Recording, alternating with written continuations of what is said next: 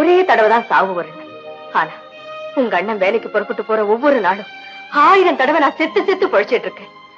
அந்த நிலைமை அவன் பொண்டாட்டிக்கு வரக்கூடாதுப்பா. அதனாலதான் நான் அப்படி சொல்றேன். என்ன மன்னிச்சிருங்க அண்ணி, உங்க மனசை புரிஞ்சுக்காம நான் அப்படி பேசிட்டேன். நீ ஃபர்ஸ்ட் கிளாஸ்ல பாஸ் பண்ணிட்டா லட்சுமி, என் தம்பி நம்ம மாகாணத்திலேயே முதல் மாணவனா பாஸ் பண்ணிருக்கான். ஏன் ஏன் காந்து விடுற, அங்கே போடா. அதப்பா என்ன கல்வி அப்படி பாக்குற, உன் மகன் பாஸ் பண்ணிட்டான் ஃபர்ஸ்ட் கிளாஸ்ல, மாகாணத்திலேயே ஃபர்ஸ்ட் கிளாஸ்ல பாஸ் பண்ணிட்டான். நான் அவனுக்கு கொடுத்த சத்தியத்தை நிறைவேற்றிட்டேன். ஆனா ஒரு நல்ல பிள்ளை என்கிட்ட ஒப்படைச்சேன். அவனை நான் படிக்க வைக்கிறனா இல்லையான்னு பார்த்துட்டு செத்து போயிருக்கலாமே. காலம்பூரா பிள்ளையான்னு பட்டி கிடந்து கஷ்டப்பட்டேன். கடைசியில் அந்த பிள்ளைங்க நல்லா இருக்கும்போது பக்கத்துல உட்காந்து நல்ல பிள்ளை தின்னுட்டு செத்து போயிருக்கலாம். என்ன அவசரம் உனக்கு? யார் உன்னை கூப்பிட்டா வரலேன்னு? ஏன் அவ்வளவு சோகமா பாக்குறேன்? பிள்ளைகளை அனாதை அவுத்துட்டு போயிட்டோமே. நீ கவலைப்படாத, உன் கனவெல்லாம் நான் நிறைவேற்றிட்டேன். என்ன சந்தோஷமா இருக்க வேண்டிய நேரத்தில் அழுதுகிட்டு இந்த வீட்டுல அழுகே இருக்கக்கூடாது, கண்ணீரே நான் பார்க்க கூடாது. பரீட்சை எழுதின கலப்பு தீர கொஞ்ச நாள் ஓய்வு எடுத்துக்கொண்டு பார்த்தா ரிசல்ட் வந்த கையோட உனக்கு வேலையும் கிடைச்சிருச்சு. எல்லாம் அந்த முருகன் கருணைதான்ப்பா. அண்ணி, மெட்ராஸ்ல லீடிங் கான்ட்ராக்டர்ஸ் இந்த விஜயா இன்ஜினியரிங் கம்பெனி தான். இதுல வேலை கிடைக்கிறதுக்கே ரொம்ப அதிர்ஷ்டம் செஞ்சிருக்கணும். அண்ணி, நான் தான் பெரிய சம்சாரியாச்சே. எங்க அண்ணன் அண்ணி எல்லாரையும் காப்பாத்துற பொறுப்பு என்னுடையதாச்சே. நான் உடனே வேலைக்கு போறது தானே நல்லது. ஆமா ஆமா, அது சரி. பெரிய ஆபீசருங்க எல்லாம் வேலைக்கு போகும்போது போட்டுட்டு போறாங்களே கோட்டும் சூட்டும், அது தைக்கிறதுக்கு எவ்வளவு ஆகும்? அண்ணி, சூட்டுனாலே கோட்டும் பேண்ட்டும் சேர்ந்ததுதான். ஆமா, எதுக்காக கேக்குறீங்க? அது தைக்கிறதுக்கு எவ்வளவு ஆகும்? 250 தைக்கலாம், 2500 தைக்கலாம். இதுல 130 ரூபா தான் இருக்கு. இந்த பணத்துல கோட் மட்டும் தைக்கலாம். ஆமா, யாருக்கு அண்ணி? உனக்கு தான்ப்பா. எனக்கா? ஆமா, உங்க அண்ணா அடிக்கடி சொல்லுவாரு, என் தம்பி படிச்சு உத்தியோகத்துக்கு போகும்போது பெரிய துரை மாதிரி ட்ரெஸ் பண்ணிட்டு போகணும். அவர் கனவை நனவாக்குறதுக்காக அப்பப்ப அவர் கொடுக்கிற பணத்துல இருந்து கொஞ்சம் கொஞ்சமா சேர்த்து வச்சேன். பரவாயில்ல, இப்ப இதுல கோட்டு வாங்கிக்க, பேண்ட் அப்புறமா வாங்கிக்கிறேன். ரவி, என்னடா அது? ட்ரெயினுக்கு லேட் ஆகுது, இன்னும் 2 பேசிட்டு இருக்க. போய் கொஞ்சம் தண்ணி கொண்டா.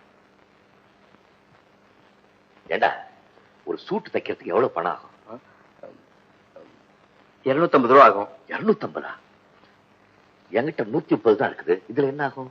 கோட்டு மட்டும் ஆகும். அப்ப பேண்ட்க்கு என்ன பண்ணுவேன்? அண்ணி கொடுத்துருக்காங்க.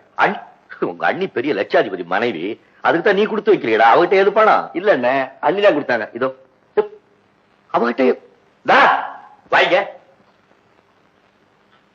கழுத்து கையெல்லாம் ஒழுங்கா தான் இருக்கு. யார்கிட்ட கடன் வாங்கினேன்? இவ்வளவு பணம் உனக்கு ஏது? ஆமா, உங்களுக்கு ஏது இவ்வளவு பணம்? எந்த பட்டாணிகிட்ட கை நீட்டி கடன் வாங்கினீங்க? அப்போ வாங்குற சம்பளம் பூராவும் என் கையில கொண்டாந்து கொடுக்கறேன்னு சொன்னதெல்லாம் பொய்யா?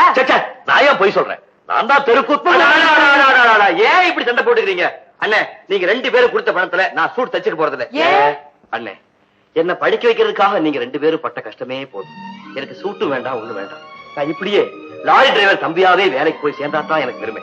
இந்த பணம் பூராவும் அதைத்தான் சொந்தம். கொண்டாட்டி இந்தடா, இது உன் பணம், பத்திரமா வச்சுக்க. அண்ணே, உங்க 2 பேருடைய ஆசீர்வாதம் இருந்தாலே போதும், அதுவே கோடி ரூபாய்க்கு சமம். எங்க 2 தெய்வங்களும் சேர்ந்து எனக்கு ஆசீர்வாதம் பண்ணுங்க.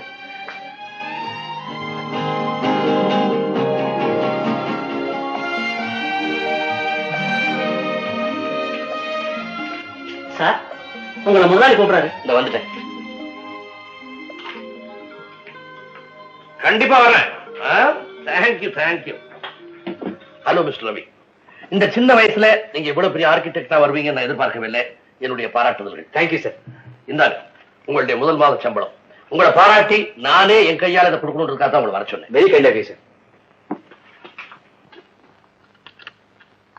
அண்ணி, இதோ என்னுடைய முதல் மாச சம்பளம். அண்ணன் பட்ட கஷ்டத்துக்கு நான் செலுத்துற முதல் காணிக்கை. அண்ணன், நீங்க ஆசைப்பட்ட மாதிரியே நான் வேலைக்கு போய் கை நிறைய சம்பாதிக்க. எங்க எனக்கு கொடுத்த சத்தியத்தை நிறைவேற்றி வைக்கிறேன்னு சொல்லுங்க. சத்தியமா? என்னது? என்ன சத்தியம்? அதுக்குள்ள மறந்து போச்சா? என் முகத்தை பார்த்து சொல்லுங்க. இதெல்லாம் சொல்லக்கூடாது. இப்ப நான் சொல்ல கேக்குறீங்களா? கேக்குறேன். என்னங்க அது? ஒண்ணு இல்ல, அண்ணன் தம்பிகளுக்குள்ள ஒண்ணு. பேசாம உங்க லாரி டிரைவர் உத்தியோகத்துக்கு முழுக்கு போட்டுட்டு வீட்டுல உட்காந்து ரெஸ்ட் எடுத்துங்க. உத்தியோகத்துக்கு முழுக்கு போறதா? மடையா? விவரம் தெரிஞ்ச நாள்ல இருந்து உழைச்சே வாழ்ந்த கட்டடா. வீட்டுல உட்காந்து சும்மா சாப்பிட்டுட்டு இருக்க முடியாது. முடியாது. இதோ அள்ளி நிலைமையை பாருங்க. தன்னுடைய மாங்கல்யத்தை கெட்டியா புடிச்சுக்கிட்டு தினம் தினம் செத்து பொழைச்சுக்கிட்டு இருக்காங்க. நீங்க பத்திரமா வீடு திரும்பணுமே உங்களுடைய பிரதிபிம்பம் தானே அவங்க நெத்தியில இருக்கிற குங்குமம். அந்த குங்குமம் அழியாம என்னைக்கு நிலைச்சிருக்க நீங்க என்ன உத்தரவாதம் கொடுக்க போறீங்க? நான் எப்படிப்பா உத்தரவாதம் கொடுக்கறது? எல்லாம் பதில் சொல்ல முடியலன்னா உடனே மேல கையை காட்டிட வேண்டியது. அடடடடா, என்ன சாக்கா வச்சுட்டு நீங்க 2 பேரும் ஏன் பெரிய பெரிய வார்த்தைகளை பேசிக்கிறீங்க? இதோ பாருங்க, 2 பேருக்கு பொதுவா நான்